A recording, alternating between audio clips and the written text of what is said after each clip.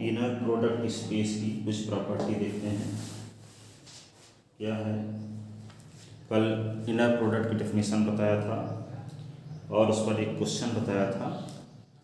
आज कुछ छोटे छोटे नोट्स हैं थ्योरम टाइप के। थ्योरम फर्स्ट थ्योरम है क्या, माना वी एफ एक इनर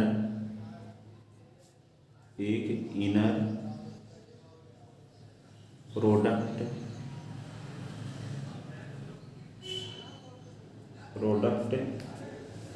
स्पेस है, इनर प्रोडक्ट स्पेस है। देन अल्फा और बीटा बिलोंग इन भी एंड ए और बी बिलोंग इन एफ। ए और बी क्षेत्र के अवयव हैं, अल्फा बीटा भी के एलिमेंट हैं। भी के एलिमेंट को हम सदिश कहते हैं, एफ के एलिमेंट को क्या कहते हैं, आदिश कहते हैं। ठीक है। देन ऐसी कंडीशन में हमें प्रूव करना है कि ए अल्फा और बीटा का जो इनर प्रोडक्ट होगा वह क्या होगा, ए इंटू अल्फा और ये बीटा, और दूसरा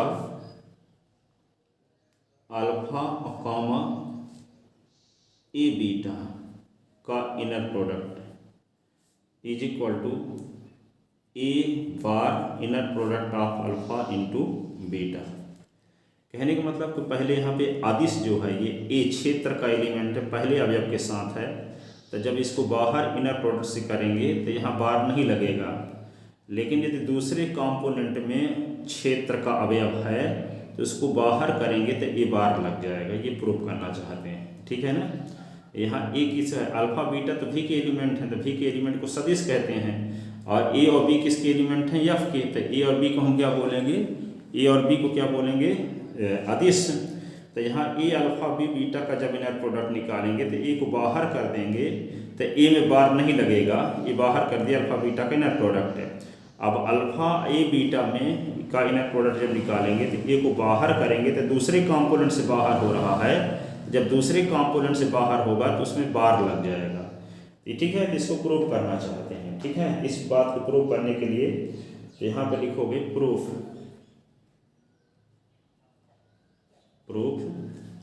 इनर प्रोडक्ट की डेफिनेशन से, इनर प्रोडक्ट की डेफिनेशन से, इनर प्रोडक्ट की डेफिनेशन से क्या हो जाएगा, अल्फा बीटा और गामा बिलोंग इन भी एंड ए और बी बिलोंग इन एफ के लिए A alpha plus B beta gamma का इनर प्रोडक्ट क्या होता है, ए इंटू अल्फा गामा, फिर क्या बी इंटू बीटा गामा। ये ठीक है, क्या कर दिए इसमें, by linear property, by linear property ये फॉर्म। अब यहाँ पे क्या करते हैं, यदि बी के स्थान पे हम क्या रख दें, 0 रख दें, और गामा के स्थान पे बीटा रख दें, गामा के स्थान पे बीटा, इक्वेशन फर्स्ट में वी पुट, ठीक है, B is equal to 0 and gamma is equal to beta, in equation first. तो यहाँ पे क्या रखेंगे, बी के स्थान पे 0 रख देंगे तो ए अल्फा बचेगा, और गामा के स्थान पे बीटा रखना है तो क्या होगा, ए अल्फा प्लस 0 बीटा, गामा के स्थान पे क्या रखना है, बीटा। तो ये आएगा क्या, ये तो सीधे उतार दोगे, अल्फा आ जाएगा, और ये गामा के स्थान पे बीटा लिख दो, और ये क्या होगा, बी के स्थान पे 0 लिखना है, अब बीटा तो बीटे लिखोगे, और गामा के स्थान पे बीटा, ये इनर प्रोडक्ट। तो ये क्या बचा, इम्प्लाइज ये बचा ए अल्फा और बीटा का ये इनर प्रोडक्ट बचा, ये क्या होगा, ए इंटू अल्फा और ये बीटा।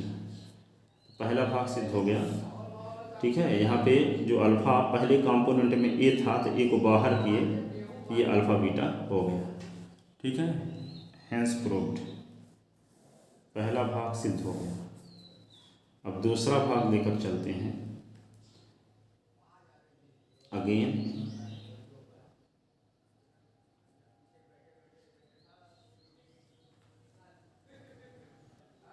तो दूसरी पार्ट को प्रूव करते हैं, to prove, again to prove, ये प्रूव करना है ए अल्फा इंटू अल्फा और फिर क्या है ए बीटा का इनर प्रोडक्ट, ये प्रूव करना है। जब ये प्रूव करेंगे तो हम इसी को क्या लिखेंगे, जब इसको उल्टा क्रम में लिख देंगे, ए बीटा पहले लिख दिए और अल्फा बाद में, इसमें कॉन्जुगेट लग जाएगा by conjugate property, conjugate property, ठीक है। कॉन्जुगेट प्रॉपर्टी से क्या होगा, इसको उल्टा करेंगे तो क्या लग जाता है, संयुग्मी। संयुग्मी का मतलब यहाँ पहले आप लोग जानते थे 11th क्लास में, z इज इक्वल टू यदि x प्लस आयोटा वाई है तो z की जो संयुग्मी लिखा करते थे तो लिखते थे x माइनस आयोटा वाई। तो यहाँ कॉन्जुगेट में क्या होता है, इनके कंपोनेंट को उल्टा कर देते हैं तो बार लग जाता है। तो जैसे यहाँ पे क्या होगा, अल्फा और ए बीटा है तो ए बीटा पहले लिख दिए, अल्फा बाद में, तो क्या लग गया, ये कॉन्जुगेट है, ठीक है। अब यहाँ पे इसको अलग अलग कर सकते हैं, ठीक है। ए को यहाँ पे बाहर लिखेंगे, तो ए को जब बाहर लिखेंगे तो क्या होगा, इसी को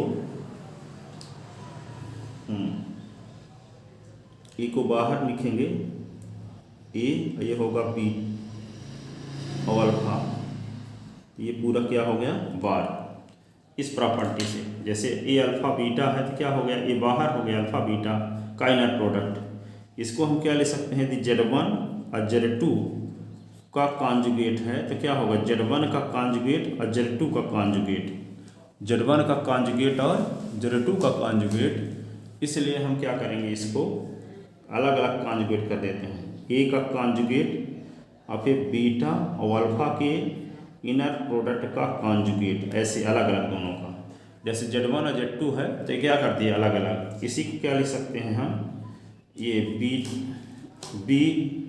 बीटा और अल्फा का कॉन्जुगेट है तो क्या लिख देंगे, ए का कॉन्जुगेट और यहाँ पे लिख देंगे अल्फा और बीटा का कॉन्जुगेट, अल्फा और बीटा का कॉन्जुगेट। इस प्रकार ये दूसरा भाग प्रूव हो गया। अब देखिए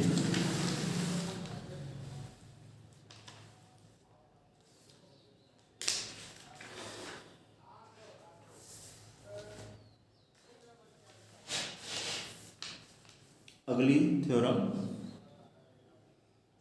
थ्योरम सेकंड।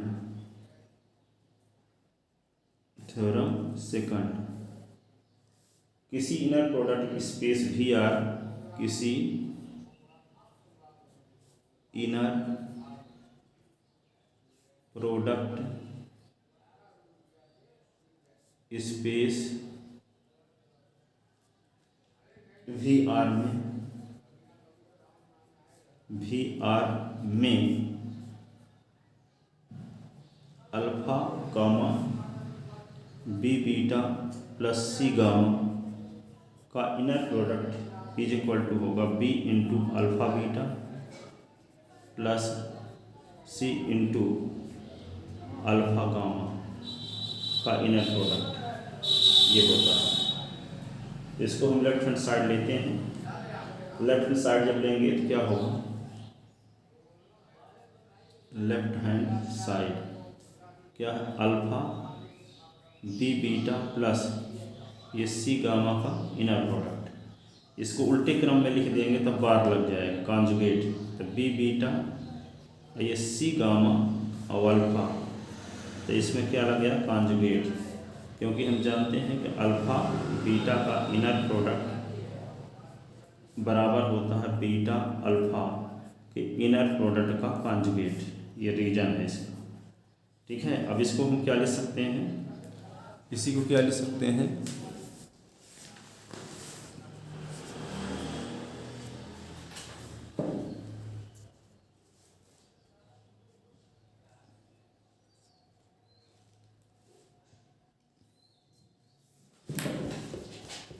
इसी को ये लिख सकते हैं हम दोनों को अलग अलग करके। तो यहाँ पे बी बीटा और अल्फा का इनर प्रोडक्ट और फिर क्या लिखें, सी गामा प्लस अल्फा का इनर प्रोडक्ट, और इसमें कॉन्जुगेट लगा है।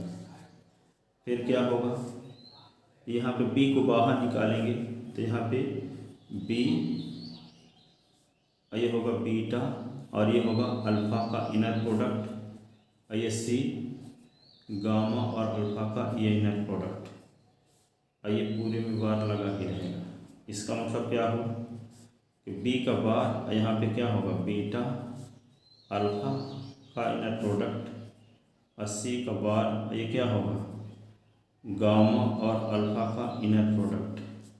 तो ये क्या होगा, b का बार, इसको उल्टा इसको क्रम बदल देंगे तो बार हट जाएगा। तो अल्फा और बीटा का इनर प्रोडक्ट ये सी बार, और ये क्या होगा, अल्फा और गामा का इनर प्रोडक्ट, ठीक है।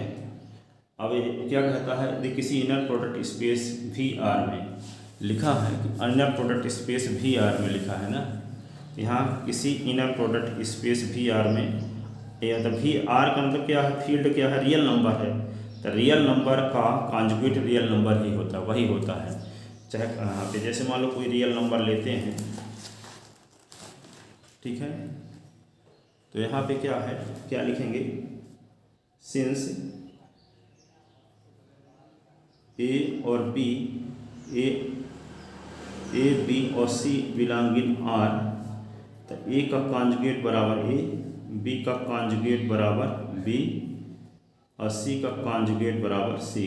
क्यों, जैसे मान लो कोई संख्या 3 है, 3 को लिख सकते हैं 3 प्लस 0 आयोटा, तो ये 3 का कॉन्जुगेट करेंगे तो क्या होगा, 3 प्लस 0 आयोटा का कॉन्जुगेट, तो 3 का कॉन्जुगेट तो क्या होगा, 3 माइनस 0 आयोटा, 3 माइनस 0 आयोटा। तो 3 का कॉन्जुगेट क्या होगा, 3 माइनस 0 आयोटा को 3 ही लिख सकते हैं। तो किसी रियल नंबर का कॉन्जुगेट वही होता है, ठीक है। तो यहाँ पे आर क्या है, रियल नंबर का फील्ड जब है तो बी का कॉन्जुगेट बराबर क्या हो जाएगा, बी। तो यहाँ पे क्या लिख देंगे, B bar is equal to B और यहाँ C bar is equal to C. तो ये हो जाएगा क्या, बी और अल्फा बीटा का इनर प्रोडक्ट, और ये सी का कॉन्जुगेट, सी का बार बराबर सी, तो यहाँ पे सी लिख देंगे और ये होगा अल्फा और गामा का इनर प्रोडक्ट, ठीक है। तो ये क्या आ गया, ये तो प्रूव करना था, hence proved is equal to right hand side, hence proved, ये हुआ। अब आंतर गुणन समष्टि का नॉर्म कैसे डिफाइन करते हैं, आंतर गुणन समष्टि का नॉर्म,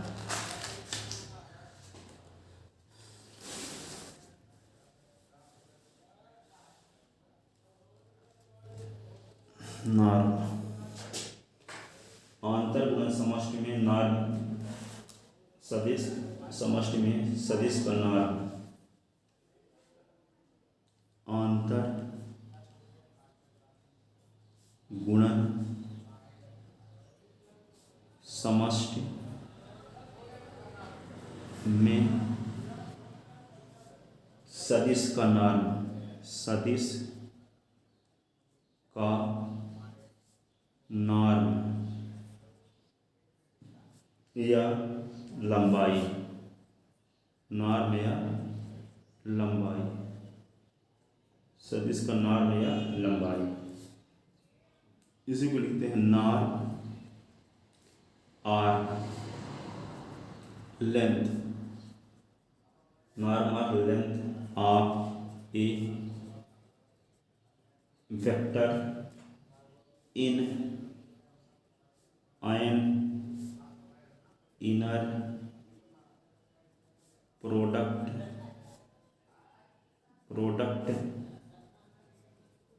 स्पेस।